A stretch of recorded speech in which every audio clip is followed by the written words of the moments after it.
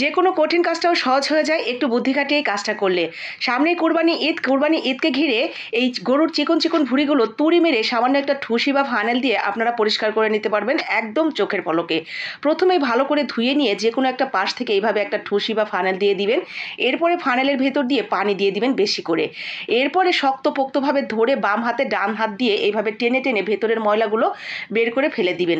প্রথমে এইভাবে 4 থেকে 5 বার ভেতরের ময়লাগুলো যদি ফেলে নেন, এতে করে ভুঁড়ির উপরের দিকে যে তেলগুলো থাকে উপরের দিকটা একদম পরিষ্কার থাকবে, ভেতরের মতোই চকচকে।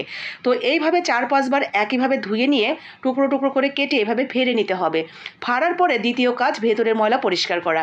একটা ছুরি দিয়ে জাস্ট এইভাবে একটু সুন্দর করে চেঁচিয়ে নিলেই ভেতরে সমস্ত ময়লাগুলো পরিষ্কার হয়ে যাবে। দেখলেন তো কত সহজে ভুঁড়ি পরিষ্কার করা হয়ে গেল। তো চিকেন ভুঁড়িটা পরিষ্কার করতে যাদের অনেকটা কঠিন মনে হতো তারা এই ভিডিওটা দেখে আশা করি উপকার পাবেন। ভালো লাগলে লাইক কমেন্ট শেয়ার করে দিবেন সবার জন্য।